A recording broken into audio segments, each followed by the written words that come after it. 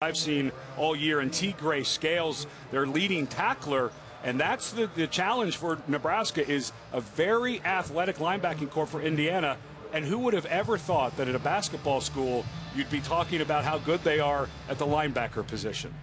All right, thanks, Ed. And for more on those underdog Hoosiers, we get down to the field and Jerry Punch. Doc? Hey, thank you, Mike. And the big question for the Hoosiers was, how do you replace a record-setting quarterback like Nate Sudfeld, who was drafted by the Washington Redskins? The answer for Kevin Wilson, simple. You go to the junior college ranks and sign the top-ranked pocket passer in the country, and suddenly your high-powered offense is rolling again.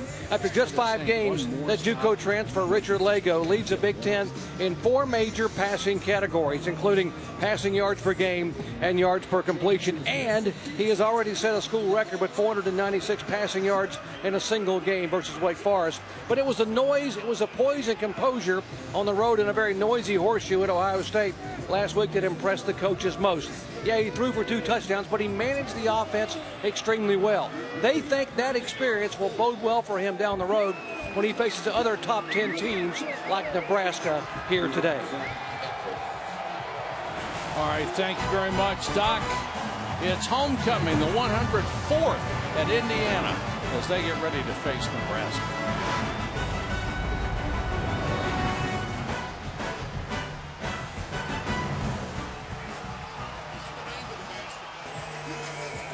Assembly Hall. Spent a lot of nights in there.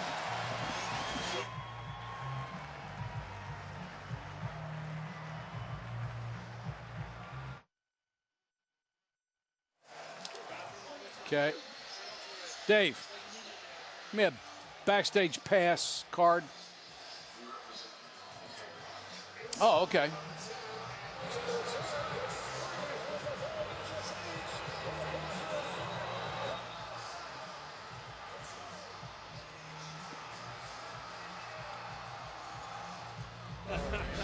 Welcome back to Bloomington, homecoming for the Hoosiers as they're ready to face Nebraska. And we're going to give you a little inside look at television during this ball game, and we're going to start with Jerry Punch. Doc? Thank you, Mike. It's called the Backstage Pass, folks. We take you behind the scenes and show you what it takes to put on a college football game. And you might not know it, but the most important meeting of the day takes place about an hour before the game and doesn't involve coaches or officials. It involves the medical personnel for both teams. It is called the medical timeout. And it is that both head trainers and all the doctors get together and talk about what's happening today and where the facilities are. To my left, Kyle Blackman, head trainer for Indiana. To my right, Mark Mayer, the head trainer for Nebraska. And they're pointing and talking about where the X-ray equipment is. Where's the gator that involves the spine boards that transport off the field, and the location of the ambulance, and also the medical center here, which is just 2 miles away. And because of noise, they talk about using hand signals in case you go out to evaluate a player and you need more help, and you simply use a simple hand gesture. And you let me know when I should come. And I'll talk about many trainers will go on the field when they're examining a player and hold up a fist. That means I need all the help I can get. Today, it is crossed arms. If you cross your arms in an X, that tells all the medical staff, I need you, come now. So you may get doctors out of the stands. There are neurosurgeons on hand, the ambulance, the gator, and they're talking in my ear. But yeah, and that's basically one of the most important meetings of the day, and I'll talk about what that is.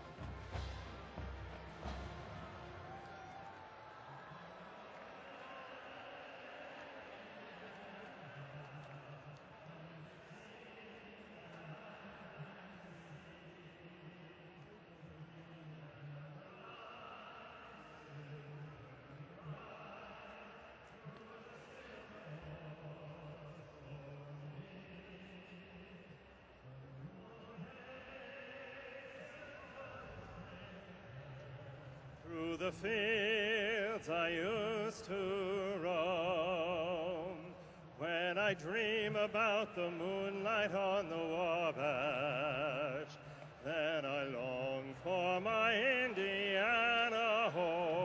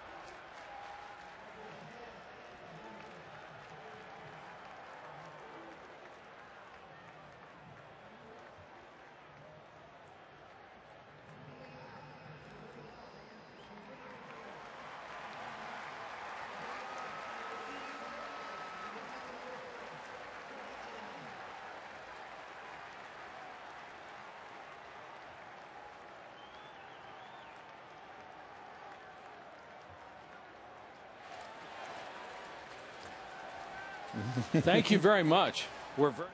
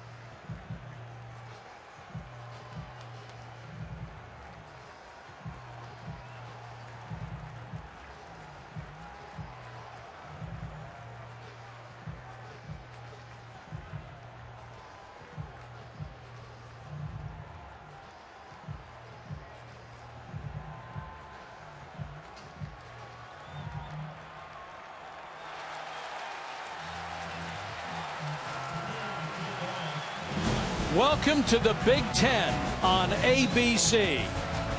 A beautiful October day in Bloomington, Indiana. The Hoosiers and the Cornhuskers for the first time in 38 years.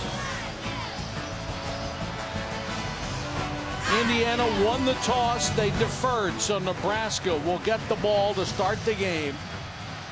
Trey Bryant and Jordan Nelson are deep to receive.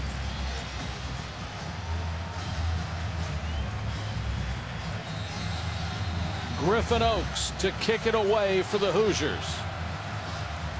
The 104th homecoming for Indiana. 5 yards deep. They'll take it at the 25.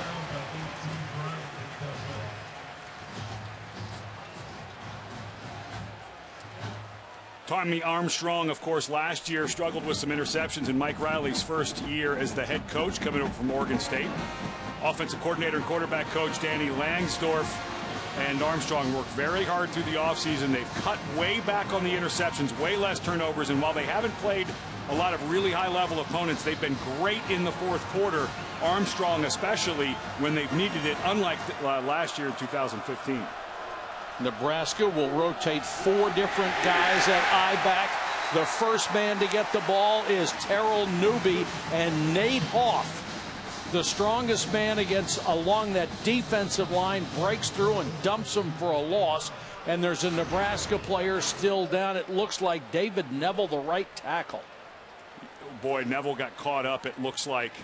And they've already lost Gerald Foster, an inside lineman, during camp. Neville is a guy starting to go down into the depth, but he got rolled up on that right side. What an excellent job by Hoff. Just completely blew up the block. Neville was already nursing an ankle injury. He really got on the weights this summer to make himself much, much stronger. It'll be Cole Conrad who will come in his place. A tough way to start the ball game. One play and a critical lineman down. Well, and for Nebraska, there's a lot of injuries with Jordan Westerkamp not here with a back injury. Their most reliable receiver, Sethan Carter, the terrific tight end on the Mackey watch list for best tight end in the country, not here because of an elbow injury. Alonzo Moore, wide receiver, there was a game time decision. We'll see if he even plays. And Devine Ozigbo, the running back, we think we may see him, but he was questionable with an ankle coming into today as well. Neville able to walk off under his own power, albeit slowly. 2nd and 11. Armstrong, a dual threat quarterback, very good on the run. A rocket arm. Accuracy has been his problem throughout his career. 4-man rush. Throws underneath and throws complete on his first toss to Stanley Morgan Jr. Terrific throw by Armstrong. He really has a terrific arm. He's had some problems with his feet for a while. They were trying to see if they could turn him into a more traditional pocket passer. They gave up on that a bit and said he's an out-of-the-box player. We just have to take what we can give and let's grow and build in the pocket pass. That was a really nice throw to Morgan.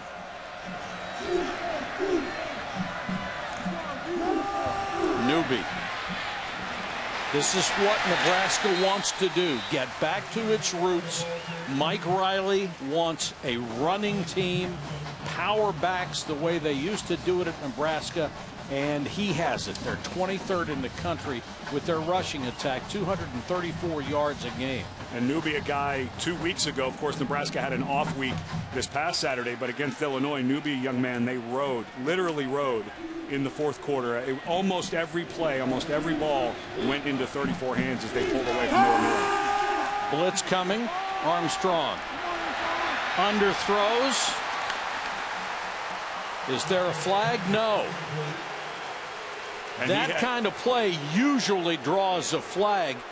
Sean Riggins on the coverage never turned around and blocked the receiver from getting to the ball. And this is what Armstrong occasionally does against the rush. That's a fallback throw, just not enough on it.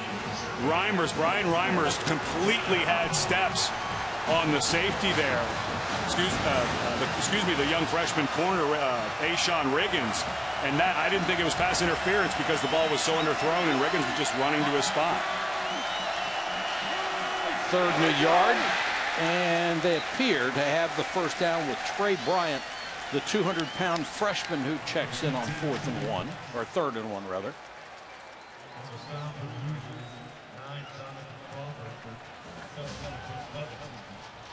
Have new folks coming to see this ball game from ESPN2. We have played just about 2 minutes. Opening possession for Nebraska. Terrell Newby back into the ball game on first down from the Huskers 46. Pearson L was the man in motion. Newby again, huge hole up the middle.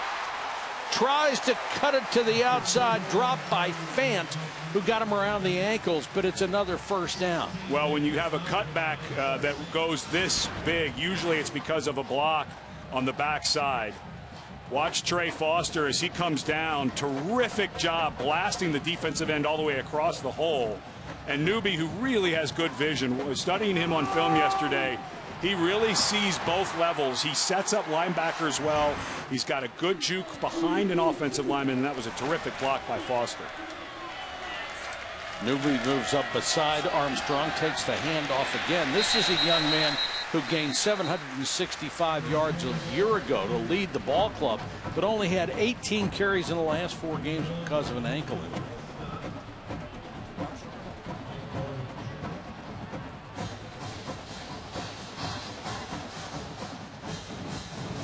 Of course, Mike Riley in his second season in Lincoln, Nebraska, left what most people thought was his lifetime job at Oregon State, had turned that program around and said he was looking for a new adventure. He'd had a very adventurous coaching life until those 14 years in Corvallis. So he said, I was ready for one more, and it was a big one.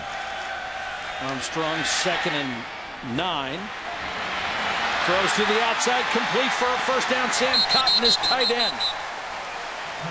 They're playing without Seath and Carter, one of the best tight ends they've ever had. Cotton filling in that position, makes his 3rd catch of the season.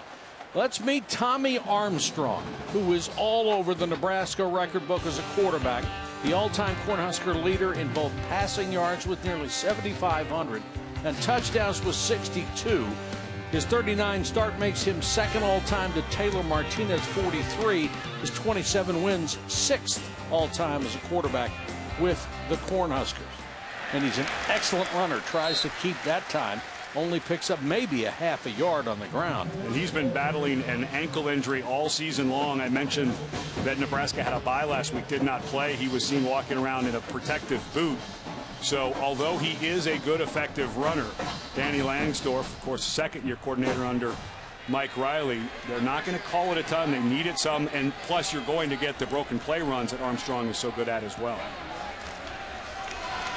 Newby, not this time. Drilled by Chris Covington, an outside linebacker. The new scheme for this ball club under Tom Allen is 4-2-5. So they've got one guy out there who's a combination safety, corner, and linebacker, and they put them all over the place. And Tom Allen has this group playing really well. They played extremely well in the second half last week against Ohio State, held Ohio State to 93 pass yards, and now he's got a good enough defensive front that he may not have to bring pressure here before Armstrong has to get rid of it. 3rd and long. Armstrong under pressure, got away from it. Has time to throw for the end zone. Dropped. Should have been a touchdown to Morgan. There is a flag down. It could be roughing the passer. And that was Ashawn Riggins, the freshman that we had seen beat earlier by Reimers. Ineligible player, downfield, offense, number 8. Penalties decline. 4th down. So that brings up 4th down, and quite a stand for Indiana. They got a break. And for Nebraska, same thing. Nebraska and Indiana, both their offenses have struggled with touchdowns once they get inside the 25-yard line. Both teams having to settle for a lot of field goals. And because there are bodies downfield, that's Sam Hahn downfield. And a good finish of the play by Marcus Oliver, the middle linebacker. If he doesn't finish that play, I think Morgan has a touchdown. Drew Brown comes in to try the field goal, and he hits. Nebraska grabs a 3-0 lead, but they had 7 in their pocket and lost it. Nebraska very much, Mike Riley, when we were talking to him, he said, we're a little old-fashioned. We huddle up on offense. We care about time of possession. They average just about 36 minutes per possession, so not shocking that they took the opening drive down the field. And remember, for Nebraska, a bunch of guys not here offensively. Jordan Westerkamp is out with a back injury. Sethan Carter, maybe their best athlete on offense at tight end, is out with an elbow injury. We have not seen Alonzo Moore, the wide receiver, who's questionable with an arm and shoulder, and I'm not sure if we'll see Devine Ozigbo, the running back. So this is a group that is banged up, and Armstrong still battling a bit of an ankle injury that seemed okay in that first drive. And Ozigbo has had more carries at that I-back spot than anybody else on the roster.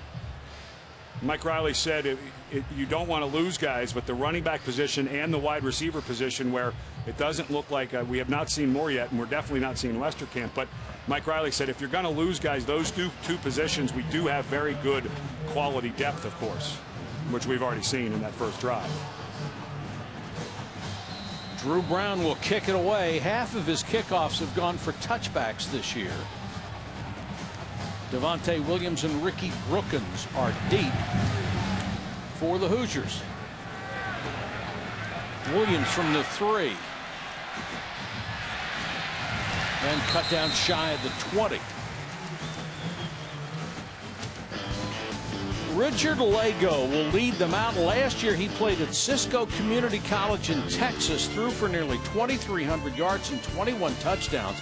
This season he is averaging just shy of 300, which is 21st in the FBS, and his 11 touchdown passes, 2nd in the Big Ten. And it was an easy choice. Kevin Wilson was on him early. Of course, Indiana lost Nate Sutzfeld, the best quarterback in the history of this school, statistically at least, had a great career. And so they went out, and Lago was a good natural fit and looks a lot like Sudfeld with his height. Divine Redding, and running the ball as well as passing the ball, has shown a very balanced attack under Kevin Wilson. You remember last year, Jordan Howard had over 1,000 yards. So did Redding, over 1,000 yards. And Howard was drafted in the 5th round by the Bears. He's now starting. He's had 2 starts, and he's over 100 yards in both of them.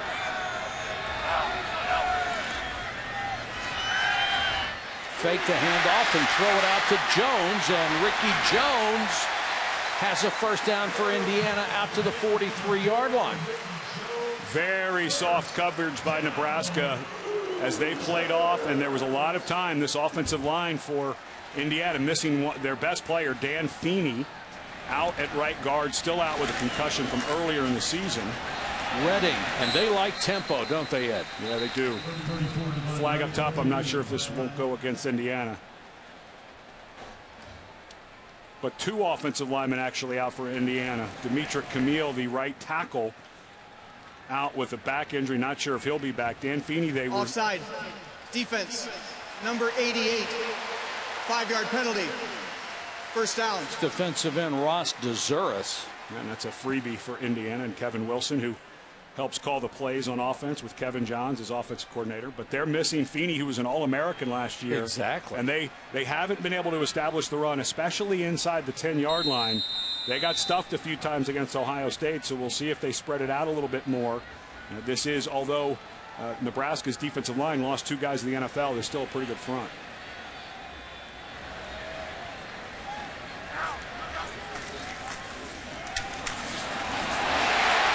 Big hole for Redding, another first down. When you think Indiana, you don't necessarily think All-American offensive lineman, but he has been able to get offensive linemen since day one. Well, Kevin Wilson was an offensive lineman himself. That's his background. He played at North Carolina, coached offensive line early in his career. And everybody in this conference, when they watch Indiana over the last couple of years, what everyone has said is, they can play you at the line of scrimmage. This isn't just a really wide open, fun throw offense. They can run it. They have good inside players. They have good defensive linemen. Nate Hoff, we saw, is unblockable at times. He took over Michigan State. And that's the thing that when people watch a Kevin Wilson Indiana team, they're shocked at most, how good they are at the line of scrimmage on both offense and defense. He's done a tremendous job building that part of his program. Mike Majette, number 24, in for the first time. He goes up the middle to the Nebraska 36. Nebraska's defensive philosophy this year, they got tired of giving up big plays a season ago.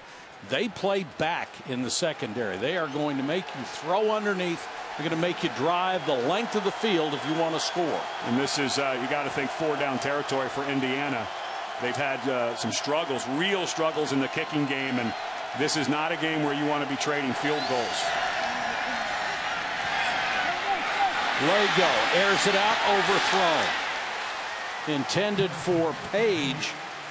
Really good coverage by Aaron Williams. Yeah, and you know, if you punt this and it goes into the end zone, you're only going to get 16 yards of field position here. That's terrific coverage. And you're allowed to ride down the field. That's Aaron Williams, a guy that has really been playing well, been really productive in that nickelback slot. And he's going to get tested again here. They went for the whole thing on that 3rd down, knowing they would go for it on 4th. Watch Mitchell Page again. He's a guy who can run into the inside in some type of screen. Page is in the slot left. 4th and call it 7. Lago throws underneath again. Excellent coverage by the secondary. Chris Jones just wouldn't let his man have any space. And that was, excuse me, that was Luke Timian that was up top. That's where they were looking one-on-one. But Jones, one of the corners that this Nebraska staff is feeling like may be the real deal.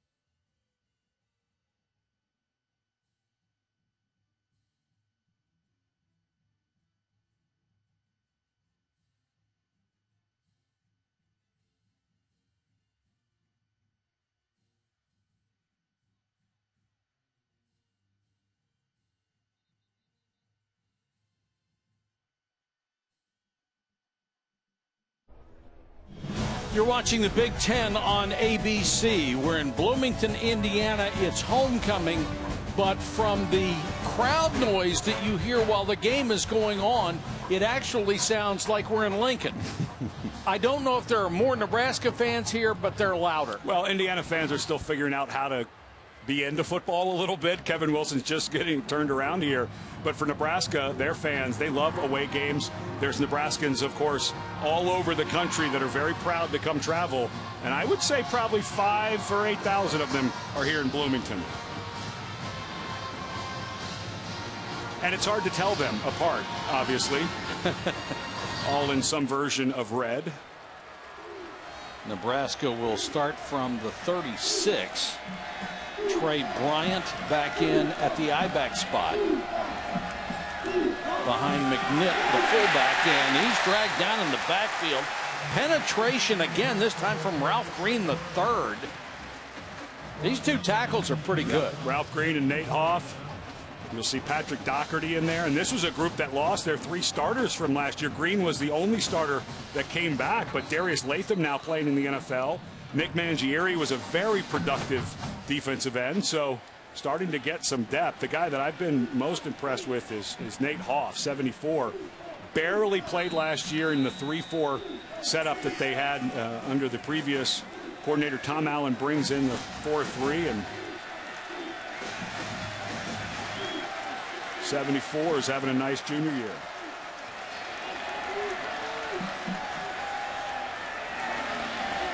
I'd like to welcome all of you who were watching that Clemson North Carolina State game. What a finish that was.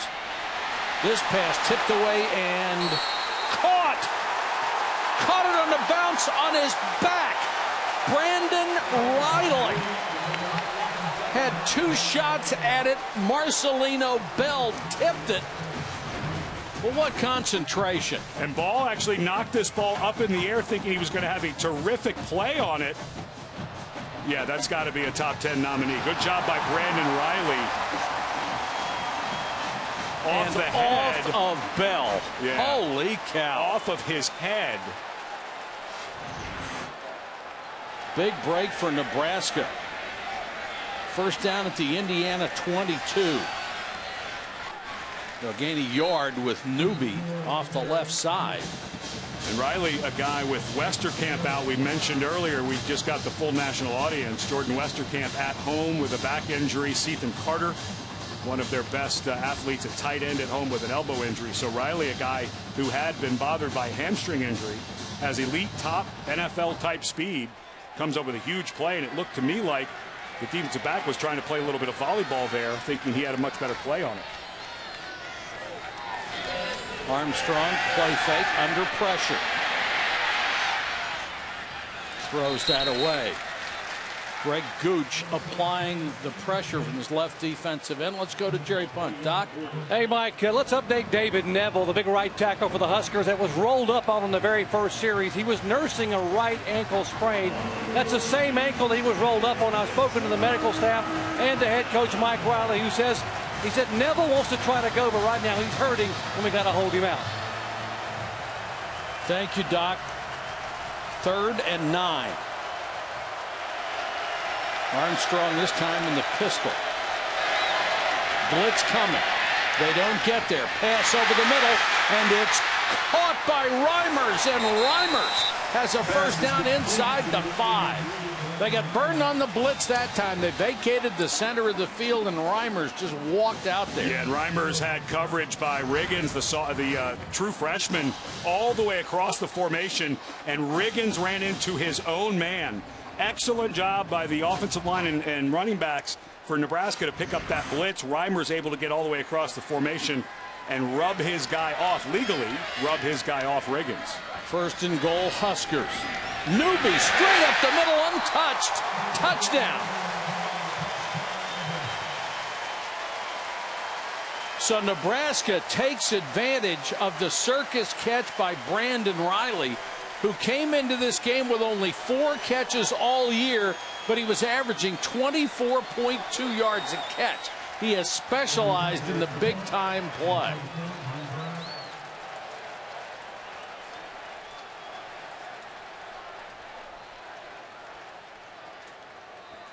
They line up to show the possibility of going for two. They check the defense, and now they'll go back to the regular PAT formation. With Brown, who was perfect on the year, he's on the Lou Groza watch list as one of the top kickers in the country.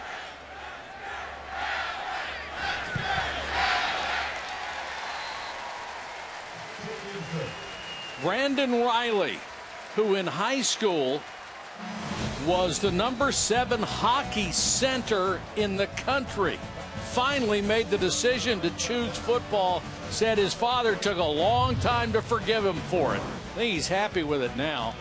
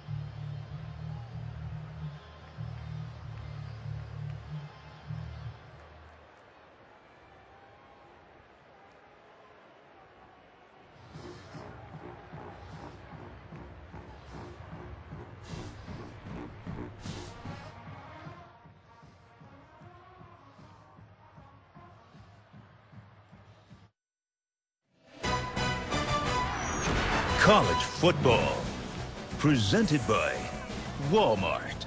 Save money, live better. And in part by Buick, proud partner of the NCAA. Little footage of the homecoming parade early last night.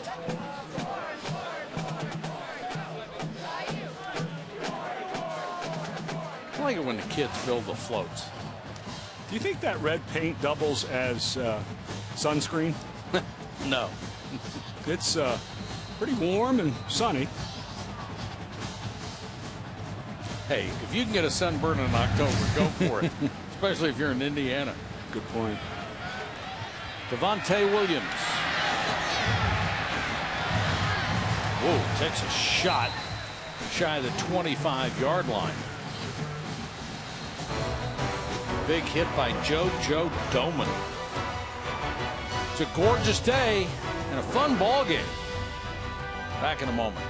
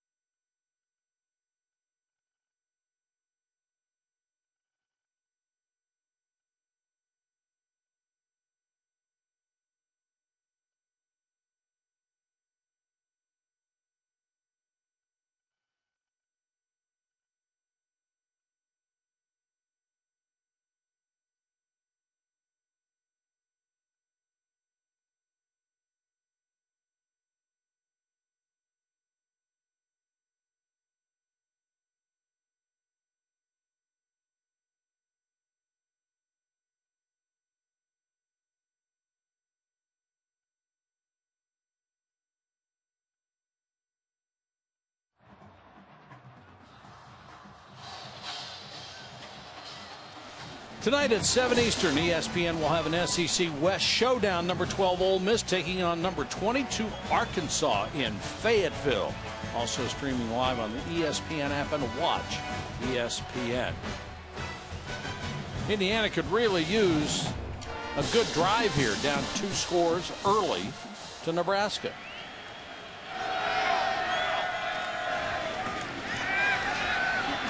Lego throws an interception right into the hands of Chris Jones. Touchdown, Nebraska.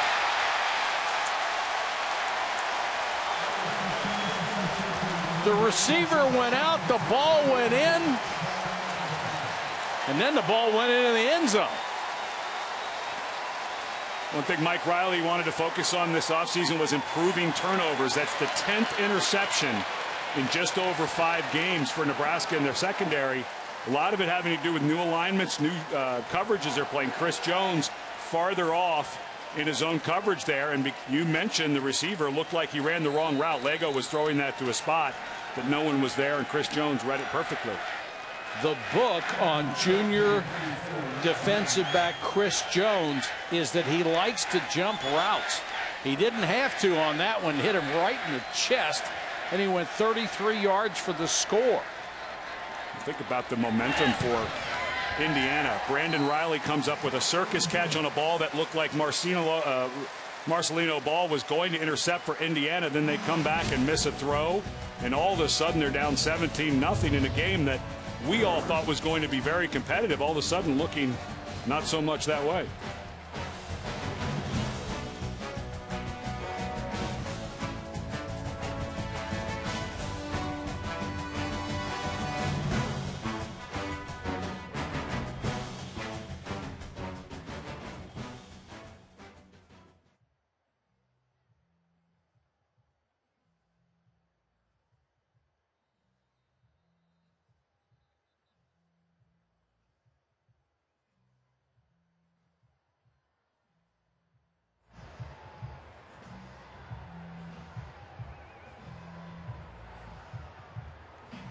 The score return.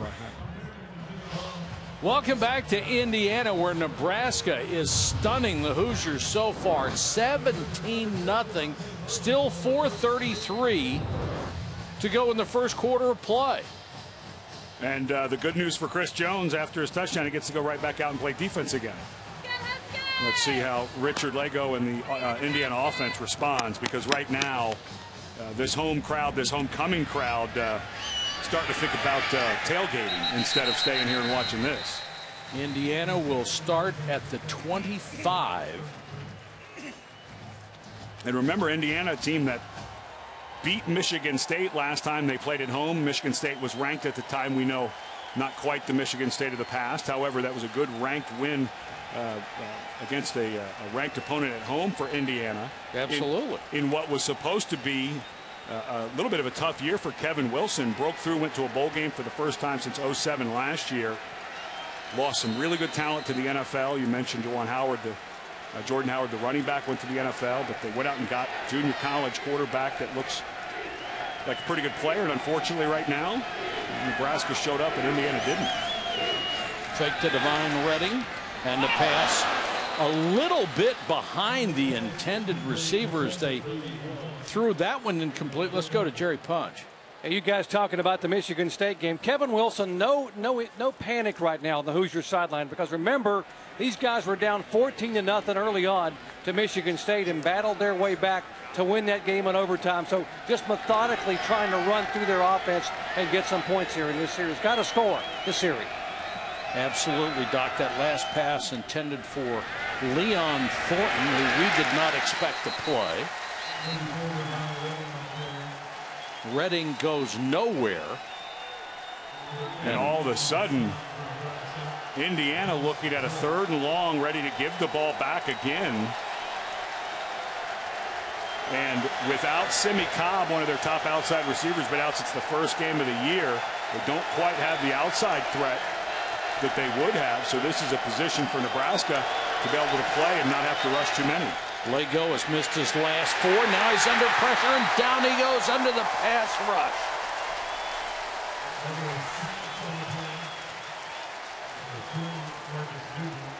Marcus Newby, who was a defensive end in the previous regime, Bo Pelini's staff, now has moved to outside backer. But here he is lined up right in the middle between the guard and the center, and he just blows by Wes Rogers, the center. That's a one-on-one block, and that's a former defensive end beating a center. And all of a sudden, Indiana kicking the ball back, and Nebraska looks like it's going to get good field position, already up 3 scores.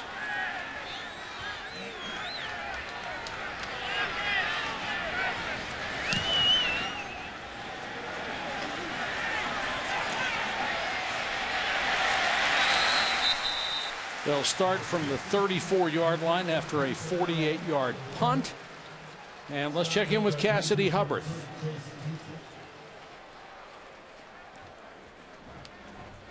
No, it was him. You just got a number. 15 is Devorey Pearsonell.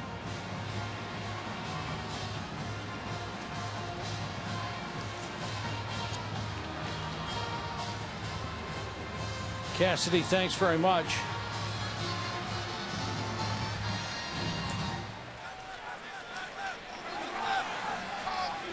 Place has gotten very quiet, especially if you're an Indiana fan. About a 5-yard gain for Pearsonell. Well, I can, the whole question coming into this weekend, Clemson taken right to the mat, top 10 team, winning in overtime right before this game against NC State. And I think a lot of people wondering how good Nebraska is. Hasn't played but one winning team, and that's Wyoming. And early on, it's pretty obvious that with what they have and Tommy Armstrong running the show, this is a very proficient, potentially explosive offense, because this is a solid Indiana defense. This is.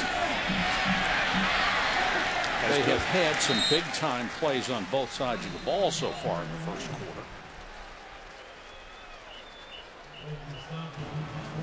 Nebraska has certainly had its 5-0 starts in the history of this university. Iowa State, they won to go 6-0, but they lost the last 3 times at Missouri, at Texas, at Michigan State. And now they're trying to go 6-0 again at Indiana. They came in as a 3-point favorite. Armstrong with a lot of time now being flushed and gets away. What his feet can do for him, and almost completed it at midfield. Marcelino Bell on the coverage. 3 guys thought they had him, and he just disappeared.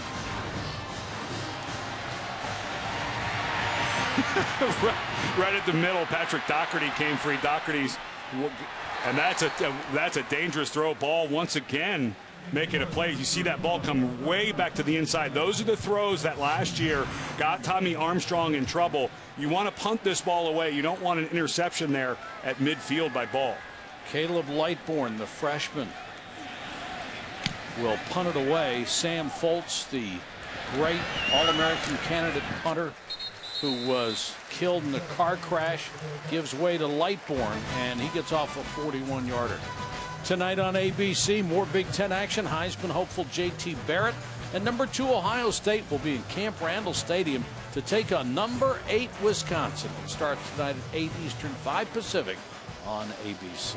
Indiana went toe-to-toe with Ohio State last week. But when you watch Ohio State on film, and everybody who plays them, or and Kevin Wilson said, our guys played hard, but they are so athletic. They have so many defensive linemen that can beat you. Wisconsin's a really good team. I just don't think they have the explosive athletes to hang with Ohio State right now. Let's see if Indiana can make some plays on offense, and if the quarterback and the receivers can get on the same page. Lego with the fake, and a good throw this time to Mitchell Page. And the 5'7" senior, who's a terrific athlete, great golfer, great basketball player. Yeah, at 5'7", they said you'd want to pick him first in a pickup basketball game. You usually don't pick the 5'7" guy first, but he's the guy you pick first. Lego throws, beautiful coverage by Kalu. Kalu got his left hand caught up in the receiver, and the receiver went down, so they're going to get him. He was in terrific position. Apparently it was beautiful and illegal coverage at the same time. Kalu and Jones, the 2 corners that kind of midway through the year last Pass year into the interference. bowl game. Defense, number 10. Ball be placed at the spot of the foul. Where Automatic first down. Where Mark Banker, the defensive coordinator who came from Oregon State with Mike Riley, said we really like these guys. But there's that left hand on the hip. He's in great position, but that left hand on the hip of Patrick spun him around. And a little surprised that he had that hit because he was in great position. Handed off this time to Redding. And Divine Redding is third in the Big Ten, averaging a little more than 98 yards a game on the ground, taken down by Carlos Davis. Well, you know, you mentioned Jordan Howard in 2015 and 2014. They had Tevin Coleman, yes, who went for over 2,000 yards, was drafted by the Falcons. So for Indiana, they have such a nice run of top-level pro talent the last couple seasons. Lego to Jones. And Jones has enough for a first down as he turns his shoulders around. He gets deeper into Nebraska territory before Aaron Williams gets him. Seems like Lego calmed himself down a little bit. You know, they talked about last week against Ohio State, he got to play in front of a big crowd. He can make all the throws. There's no doubt about that. Pick up about 3 on that one to Mitchell Page. And Lego is a guy from Texas, ended up at the University of Connecticut, couldn't find his way up the depth chart, decided to get out and went to Oklahoma State, saw the same problem there. Then he went to Cisco Community College in Cisco, Texas. And if you're wondering why he wears number 21, he had an older sister, Catherine, who was a star soccer player, went on to play at LSU, and he said, she wore it. I always loved it. I always idolized her, and I know it looks a little strange, but as a quarterback, I'm going to wear 21. Whatever works. 2nd and 6. That is the end of the first quarter. That will be the end of the first quarter, which was all Huskers, as they go on the road looking for a 6-0 start under Mike Riley. This presentation of college football will continue after this message and a word from our ABC station.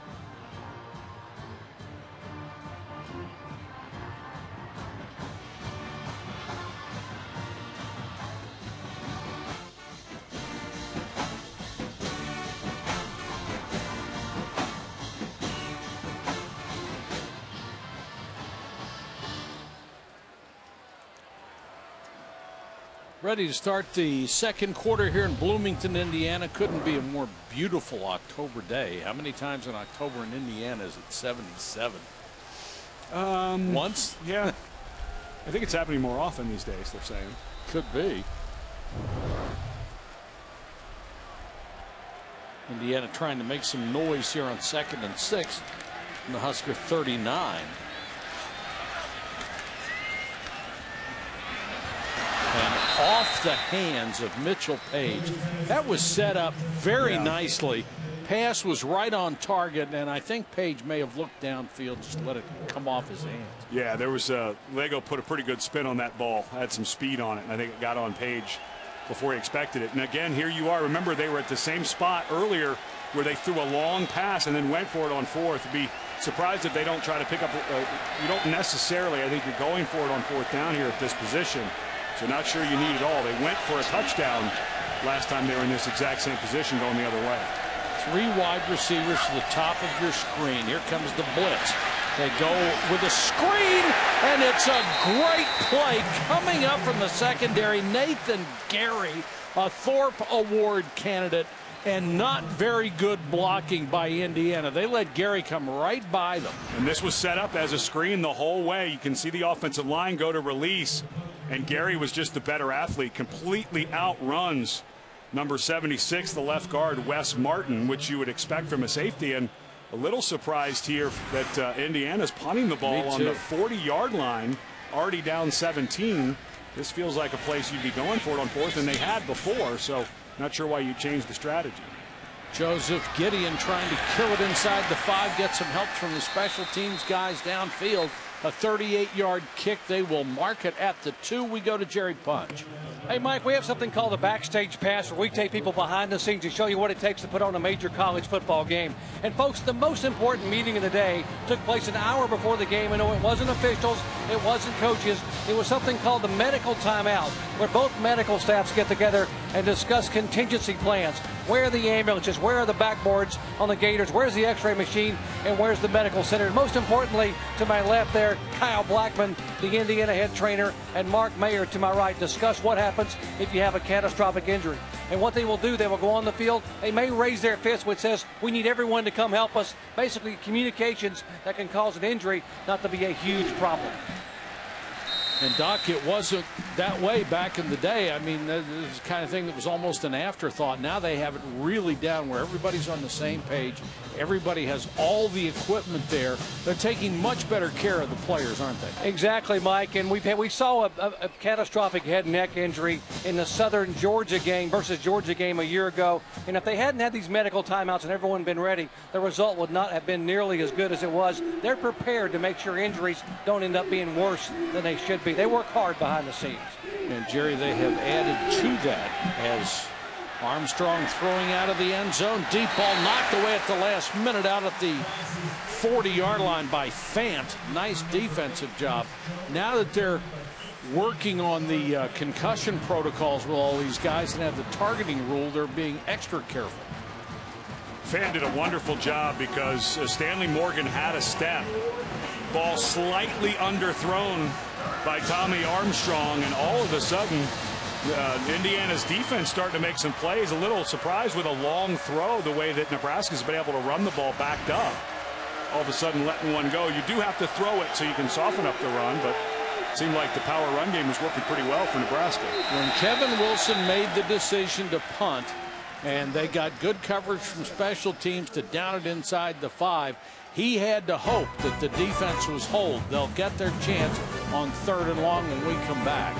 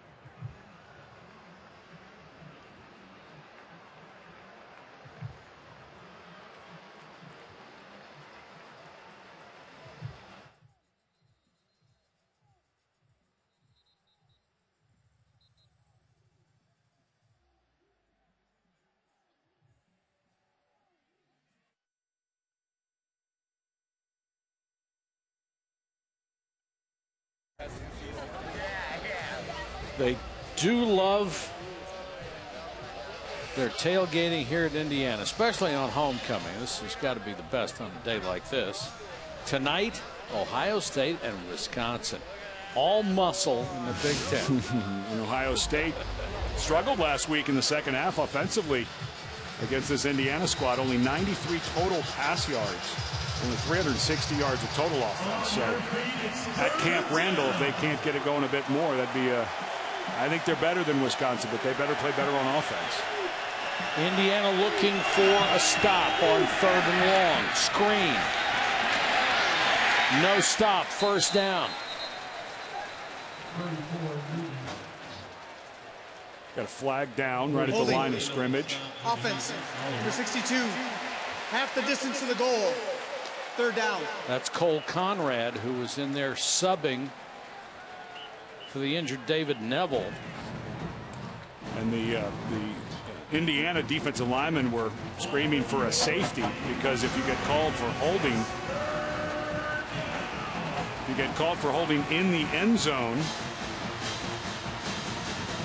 It looked like it started on about the half-yard line, and that's why they don't call. No, you shouldn't call it. It was right on the line, but the defensive end there got sunk underneath. Good call for the holding, but I agree that should not have been a safety. Awfully close. Back at the 2. Armstrong, quarterback draw.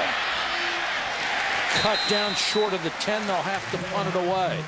Nice play by T. Gray Scales, the middle linebacker. And as they say in some parts of the country, he can play now.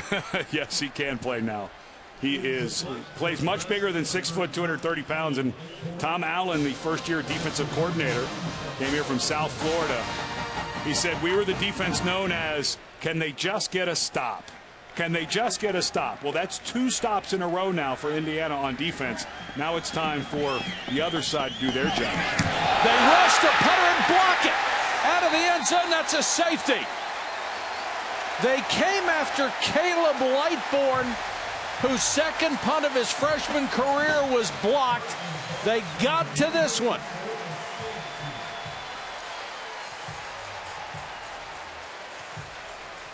And it looked to me like Chase Dutra was the Indiana Hoosier who got the block. It certainly was. He was right on the foot. Great turn of events if you're a Hoosier.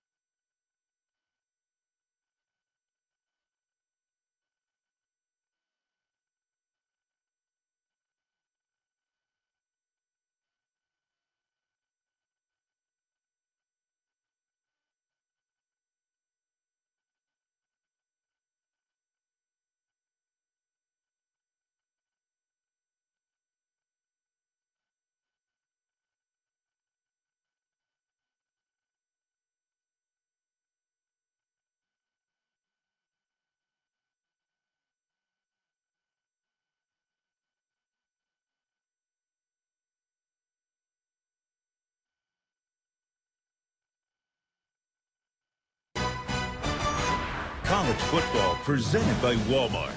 Brought to you by Pacific Life. helping generations of families achieve long-term financial security for over 145 years.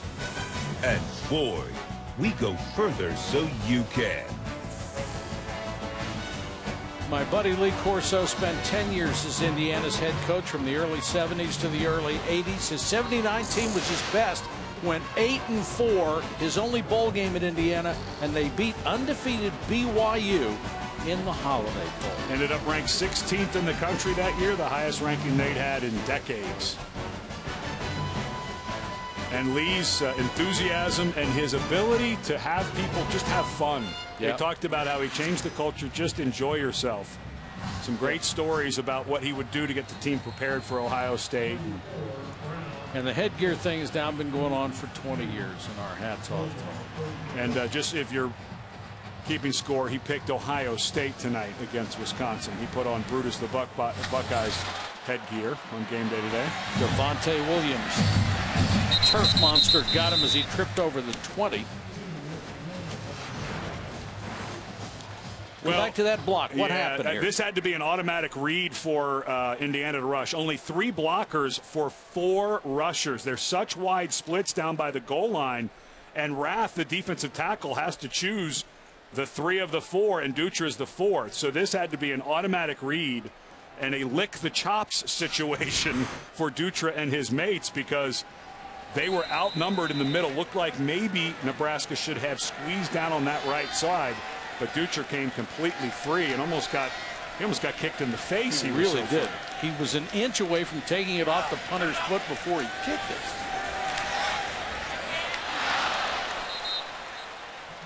it. Incomplete pass intended for Ricky Jones. Boy, that was a pretty good throw by Lego.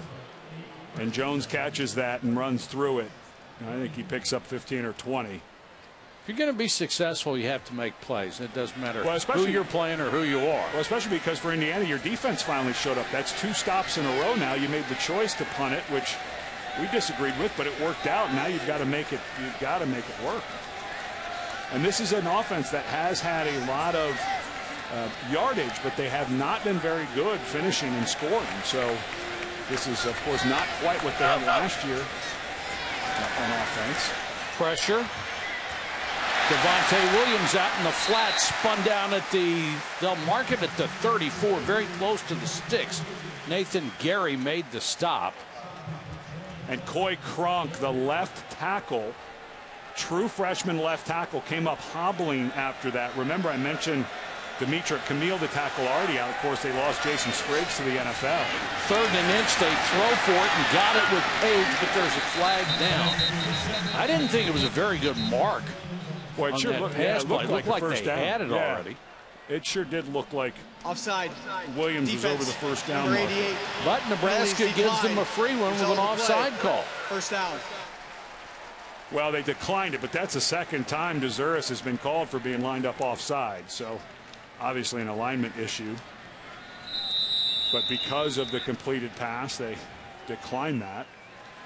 You see more and more of this. I never thought the line of scrimmage was that hard to find. Well, when you're creeping up and you're trying to get every inch you can.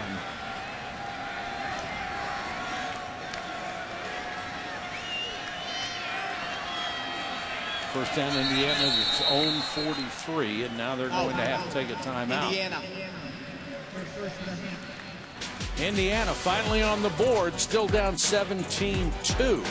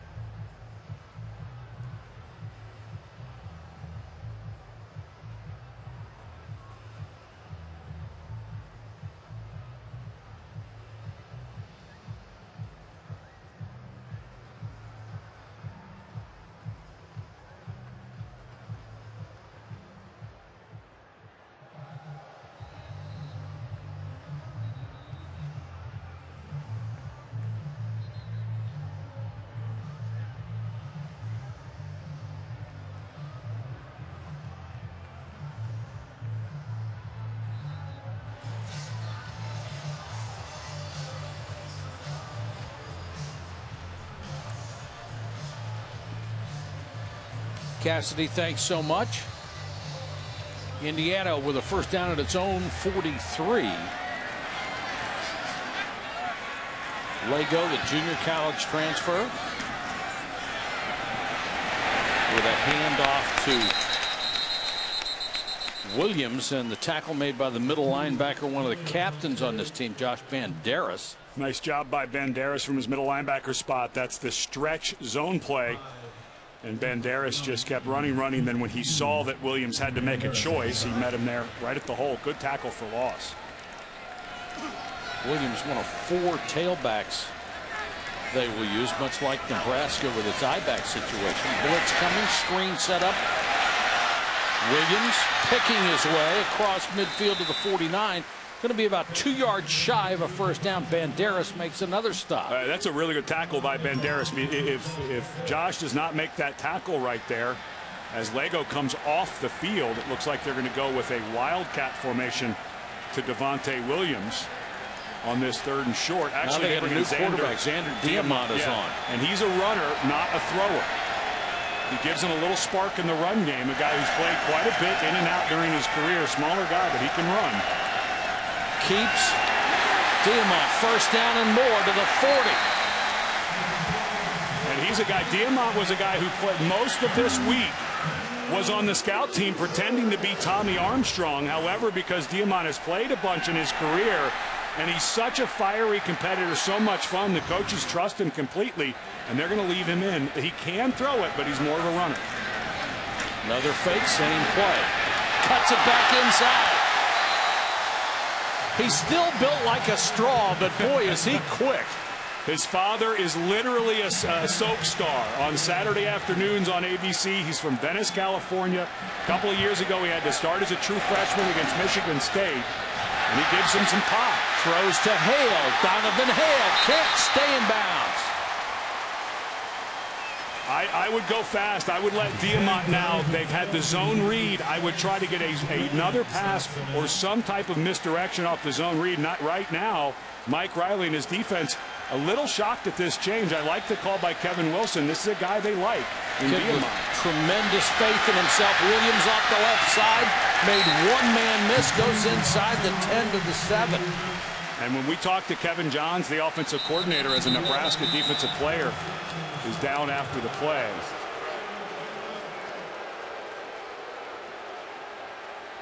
And that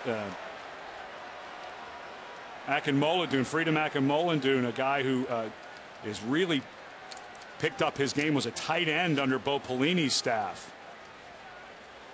Crowd was booing as he went down. Last year against Ohio State, Diamont came in when Nate Sudfeld was hurt in the 3rd. Caught a pass for a first down. Also ran for 79 yards and a score in the 4th quarter. They cut the Buckeyes' lead to 7. He can run. On the last play of the game, the Hoosiers had a shot, but Diamant's pass was batted away by Ohio State's Eli Apple, and Indiana was beaten. In that game, Ezekiel Elliott had touchdown runs of 55, 65, and 75 yards. But Diamont got him with the 79-yarder. Doc? Yeah, you mentioned he spent the week running the Nebraska offense as Tommy Armstrong. He impressed the Indiana coaches so much with his speed and quickness. He said, you know what, maybe we should put you back in the ballgame in more situational situations, because he was so quick this week, even his own defense had trouble tackling him, so now he's back on the field. Well, Nathan Gary, the safety, can attest to that, Doc. He's the guy that he shook for that long run a moment ago. Fakes it to Divine Redding, keeps it again, tried to get outside, and just tripped up by Joshua Kalu. By the smallest of margins, he got him by the ankle. Would not be surprised to see Lego come back in the game. And as we still have Diamont in the game on this 3rd down, a little surprised Lego does not come back in. Feels like maybe the trick is up here if you're going to be throwing the ball. 3rd and 3. They'll try the same play off the left side. Flag is down. He's short of the first down. Knocked out of bounds. That looked like a hold as he was knocked out of bounds 2 yards shy of a first down. Now the question becomes, if you're because of the result of the play. Offense, number 84, 10-yard penalty. Third down. That's Danny Friend, the blocking tight end. And so now you get another shot at third down. If Nebraska declines that, it had been 4th and 2. I would suspect that Kevin Wilson would be going for it down 17-2. I don't know that you want to be trading field goals, but you give Indiana another third down here by accepting the penalty. I'm not saying you shouldn't have accepted it, but you put it on 4th and you play one play instead of potentially 2. And I'm still a little shocked that Lego, their starting quarterback who just came out, we saw no injury. It looked like a quick change up for Xander Diamant, but that on 3rd and long, 21 wouldn't be back in the game instead of 12. Diamant can throw it. He's got an okay arm. He's just not quite the thrower that Lego is. Nebraska shows blitz and they come. Diamant trying to get away from pressure, hit from behind, and goes down at the 19-yard line. Now you have no choice, I don't think. Well, but it hasn't been a gimme. The Big Ten kicker of the year last year, Griffin Oakes, has had some real struggles. Good job by Mark Banker, the defensive coordinator, bringing some pressure and good coverage down the field. Remember, Nebraska very comfortable with their corners, Jones and Kalu. But now a guy who was automatic last year, anything but so far this year, and he's been battling a little bit of a quad injury on his kicking leg. He's also been battling a snap hook. This will be from 36 yards out. That baby moves a long way from side to side, but he got it through. So Indiana picking its way back. 17-5.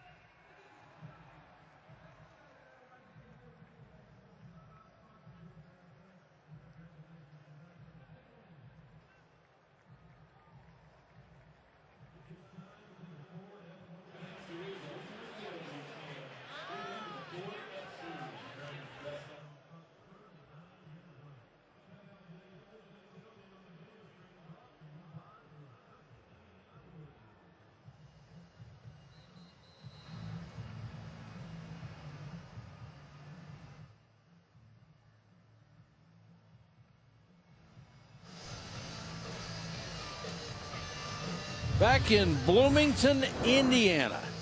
Really beautiful college town. Tomorrow morning, kick off your Pro Football Sunday with ESPN at 10 Eastern, NFL Insider Sunday edition. Get you up to date on all the fantasy stuff, the injury news. Then at 11, Chris Berman and the crew will take you right up to kickoff. Those shows also streaming live on the ESPN app. Got to have it if you're going to follow anything in the world of sports. Interesting how many fans from Baltimore are here. Indianapolis. I'm from DC, a little so behind the times. There's still some people a little burnt about that, even though they got the Ravens. It's worked out pretty well for Indianapolis, though, Yes, hasn't it has. So 17-5, safety and a field goal for Indiana. If you're scoring at home. Pearson L on the return takes it up to about the 23-yard line. Let's take a look at today's good hands play brought to you by Allstate. Well, this looked like an interception being set up by Marcelino Ball, but as he fights to try to catch it, oops, it ends up in the hands of Brandon Riley. Riley needing to step up today. Jordan Westerkamp, the most productive receiver for the Cornhuskers at home, and of course they're missing Ethan Carter, a very good explosive tight end. And Riley getting the legs warm as Nebraska takes the field on offense again. Last couple of possessions, they haven't been able to do anything. On the ground, Newby, big hole, first down and more. Marcus Oliver has to make the stop, but the gain is 18 yards. And this is the type of this stage of the game for Nebraska. This is what Mike Riley, I think, is trying to build towards, where let's get it.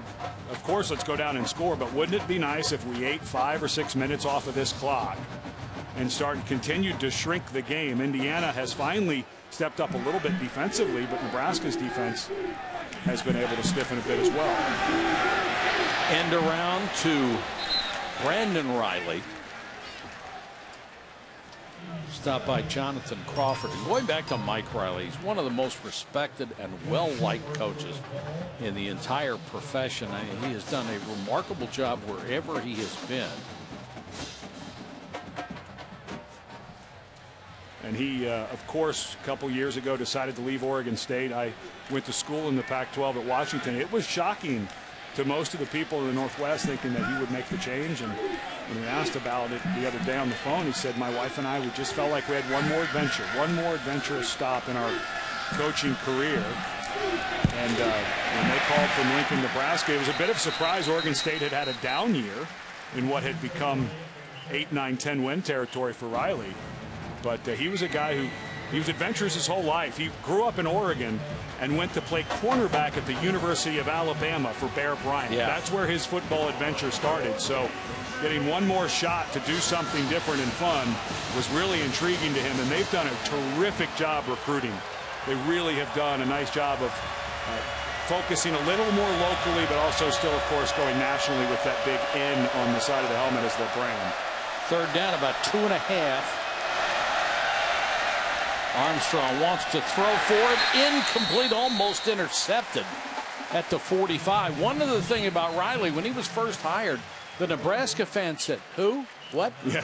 What are we doing here? And now you hear so many people compare him to Tom Osborne, which nice is the guy. ultimate compliment at Nebraska. A little surprised on 3rd and 2. You're hurling the ball. You can see Riley saying, wait a minute. This felt like we should be up more now, and all of a sudden after you throw it, the clock stops, and you're giving the ball back on a 3rd and 2 the way Newby's been running. That feels like maybe you're outthinking it a bit. Page is deep. Lightbourne hangs it high.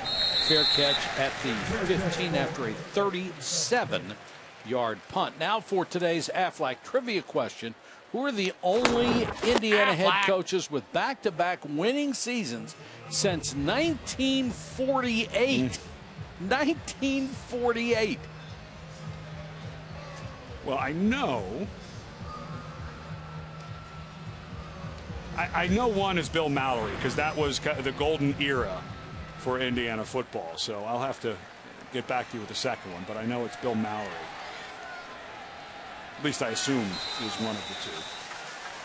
Well, it's been tough here. If you're 9 games under 500 on homecoming, which Indiana is, yes, typically that's when you get a winning, a team you can beat pretty easily, and they're under 500 in the 100+ years they've been playing homecoming games here. Short pass to Mitchell. Page makes the catch for about 4 yards. Kevin Wilson has to be thrilled, down 12 here. Now things have not gone his way. Spotted to 22, still about 3 yards shy of a first down. And Xander Diamont who gave him a spark on that last drive, is back in there. Well, if you're Nebraska and you are the right defensive side, you better be ready for this young man to pull it. He's been pulling it and running to his left almost every time that they run it. So this is the side that's got to be ready for that. Now they go the other way on the throw to Page, and Mitchell Page has a first down and more. 5 catches for Page, and that time he was able to squirt away from the defense. I love the fact that the reason Xander Diamant is getting some run today is how hard and well he played as the scout team quarterback. Yeah. As Doc Punch reported, that's what made the coaches realize, wait, you're a really good fiery competitor. Let's get you some time. Run the same play to the other side. Page will pick up 5.5 yards. And here comes Lego back into the game. But I like the little changeup they're doing with Diamant, a guy who Kevin Wilson just likes how fiery and competitive he is, and so they're giving him some play. They've got a back in for the first time, a young man named Tyler Nate, who was a freshman running back. 6 feet, 270. Look at the size of this guy, 270. And they give him the ball. Well, if you get hit right when you get the ball, I don't care if you're 270 or 170. He needs to get going. Yeah. Just doesn't seem to have quite the explosive ability to the line of scrimmage that Majette and Redding have. I know he's a big guy. They want to play him some, but he doesn't quite look to me like he has the speed to the line of scrimmage those guys have. Dump it underneath, another completion for about 5 yards, spun to the ground. Ricky Jones. And I don't think they got very close to a first down. Well, they gave it to him. That was a really good tackle by Josh Kalu. Nebraska changed their tackling technique in the offseason. They went to like what the Seahawks do, including what Pete Carroll has been promoting, which is more of a rugby tackle where you spin. I'm not so sure if they're not going to check the spot. I think so. The ruling on the field was a first down. The field ruling is under further review. It is reviewable, a spot to see where the ball was. And I think on 4th down, if you're Kevin Wilson with an inch to go, I'd be surprised if they don't go for it. Been a couple of odd spots in this game. We will check on the review when we come back.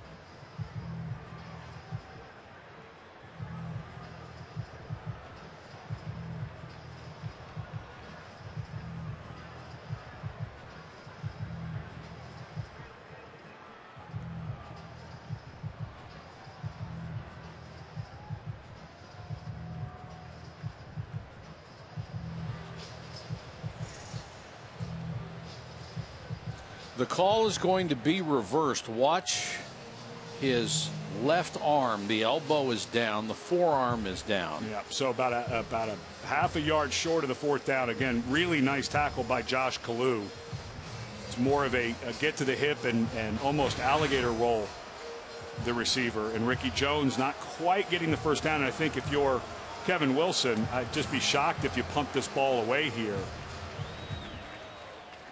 After further review, it was determined that the runner's elbow was down and the ball was at the 44.5-yard line, short of the line to gain. The ball be placed at the 44.5-yard line, 4th down and a half yard to go. I understand what you're saying, but this would be a huge risk. Well, you got the momentum back. You got to, but you're giving the ball back with 2:44 and 2 timeouts. Punt team on the field. Boy, what a big overturn. And the right one, but think about for Indiana, they're lining up for first down instead of having the punt and give the ball back. And I know you're on your side of the field here, but man, for Indiana, 6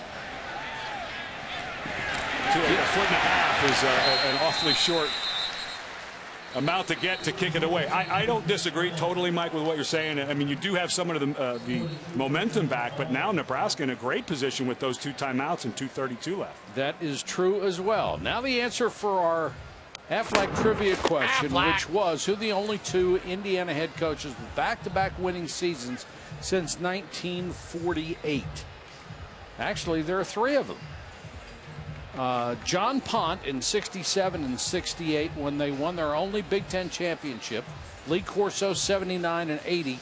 And Bill Mallory 3 times in the late 80s to the mid-90s. To see what Kevin Wilson has done, of course, last year they went to a bowl game, but lost in the bowl game, so ended up with a losing 6-7 record, which was a bummer for a very good team. Very conservative play call, a handoff to Newby, taken down by T. Gray Scales. Well, and now for Indiana, hoping that they can get a stop here, use those 2 timeouts. You'd use them after 2nd and 3rd down. You wouldn't want to use one here in case Nebraska picks up the first, and you would have wasted it. Haven't seen many plays of getting Armstrong on the edge unless it's been a scramble. There you go, Mike. Rolls out this time, still looking downfield, throws too high, tipped and intercepted. Picked off by Jonathan Crawford. Off the hands of tight end Sam Cotton. Too high, and on the tip drill, Crawford was right there. And this is what was the beginning of the season for Nebraska last year and ended in a 5-7 record. That's a tough throw to make. That's T. Gray Scales does an excellent job of making a play on the ball here, but that ball floats a little bit. You're throwing to a guy who's not quite as athletic as your receivers are in Sam Cotton, and if that's Ethan Carter, who's not here today with an elbow, you wonder if that guy could have made that catch. Well, he's missed his last 4, and lack of accuracy has always been the knock on Armstrong. Screen. Nothing doing. Beautifully defensed. And now for Indiana, you've got to be careful here. Watch how much clock they're going to take before they get this playoff. Even though you've got the 2 timeouts, you don't want to get into a position where you have to rush to try to score. For the end zone and incomplete. Intended for Jones. And that's a throw that Simi Cobb, who was injured in the very first play of the season, maybe would have been who they'd be looking for there. Pretty good coverage by Kalu, isn't it? He's a good-looking defensive back. And now here you are at Indiana. You're in a position again where if you don't pick up some yardage here, you're going to be stuck on whether you can even kick a field goal. From here to be about 45 yards. And the wind, there is a bit of wind, and it is right to left. Not a ton, but we've already mentioned the struggles Griffin Oaks has had on the season. So all of a sudden, after an interception, you're struggling just to get points on the board. We'll have the answer when we come back.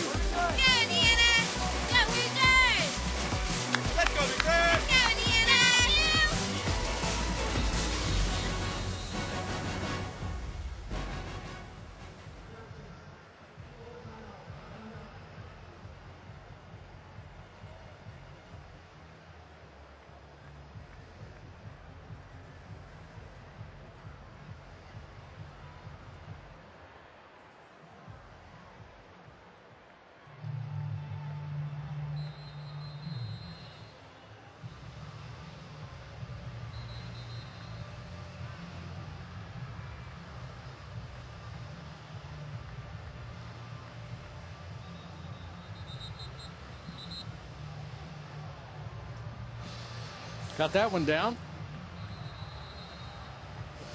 Indiana trying to claw its way back into this ball game after the Armstrong interception. They have a 3rd and 10 at the Nebraska 28-yard line.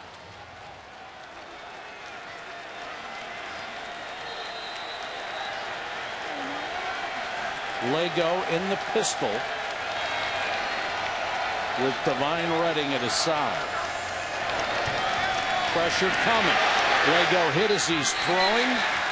And the ball wobbles over the intended receiver, incomplete. Banderas, the middle linebacker, was coming and just unloaded on the 6'6" quarterback. Delay by the safety, Gary, as Banderas was blitzing up the middle. The running back had to go over, pick him up, and Gary, the safety, comes through and makes a nice hit. And all of a sudden, Indiana, after a really good turnover, gains 1 yard of offense for what's not an automatic kick here. Griffin Oaks will try a 45-yard field goal. Remember, he hooks the ball an awful lot.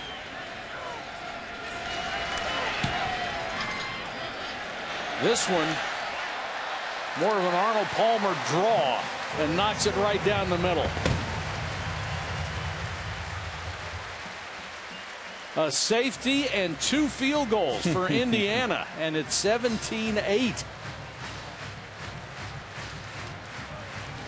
We talked about Indiana football history and what an uphill climb it is for any coach who comes here. Their last undefeated season was after World War II ended. A tie to Northwestern was the only blemish. In '67, they were 9-2. That season ended with a loss to for the Hoosiers in the only Rose Bowl appearance. And Indiana's last winning season 9 years ago, the last winning season under Bill Lynch, in his first season as the head coach after the passing of Terry Hepner from brain cancer. Kevin Wilson, of course, last year they had a breakthrough and went to a bowl game. However, they lost in the bowl game, so instead of 7-6, they end the season 6-7. And last year's team may, when it's all said and done, be better than this year's team, but because of a very good schedule in the back half of the season for Kevin Wilson, if they stay healthy, this is a team that you can see winning 7 or 8 games this year, so finally breaking through and having a winning year. They have won 2 conference championships ever. The Big Ten in 1967 when they were 9-2, and the Western Conference in 1945, which turned out to be the Big Ten. Let's check in with Cassidy Hubbard.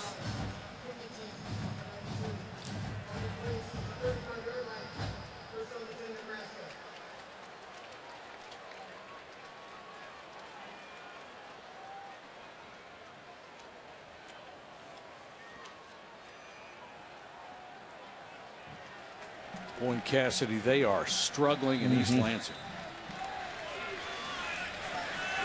Be interesting to see what Nebraska does with 1:18 and 2 timeouts. That's a lot of time.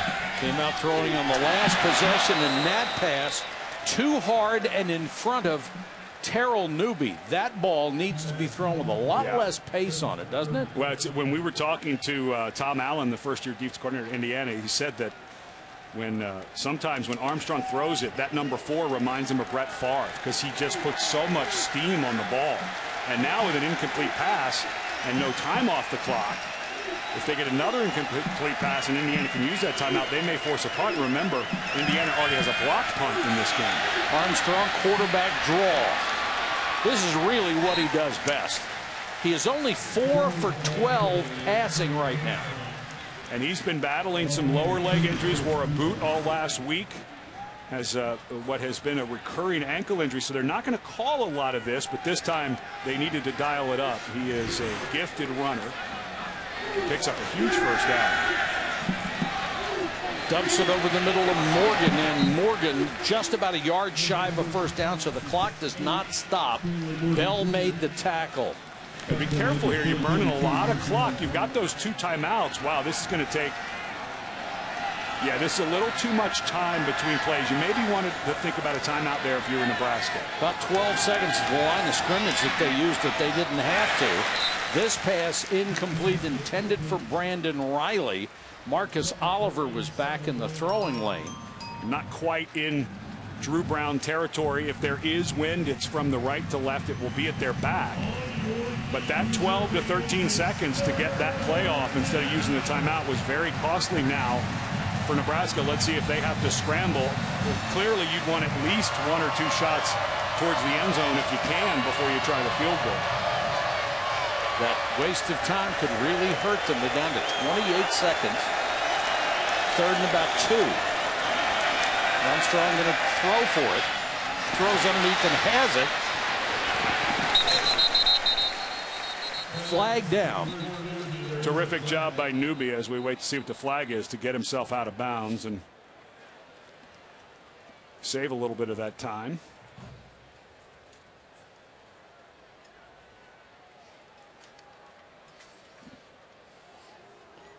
It's hard to imagine that play only took 6 seconds off the clock. Pass interference. Offense, number 87. 15-yard penalty. Third down. Probably a pick. Brandon Riley called for it. No relation. Well, that is a huge penalty. I mean, you're right. You're lining up for a field goal if you want. You're probably going to take 2 or 3 tries to the end zone. There it is right there. Oh, yeah. He just goes looking for somebody to block and cut off. That's a good call. And that also was why NEB was so open that time. But look how big a penalty this is. I was going to say, look how far back. Now with a timeout with Indiana for Nebraska on third down, if they can't move the ball here, I would call the timeout if I were Indiana and force them to get rid of it on fourth. Go for another punt block. Yeah. Armstrong keeps. Shakes one tackler, gets near midfield. Nowhere close to a first down. 13 seconds and counting. Why wouldn't Indiana No take... sign of a timeout. Oh boy, I think you force the play. You've got a blocked field. You've got a blocked punt already in this game that looked pretty easy. To me, I think you take that timeout and you force them to punt it. Make them play the play. We've got a halftime 17-8 score in Nebraska. When we come back to studio, we'll bring you up to date on everything after these messages from our ABC stations.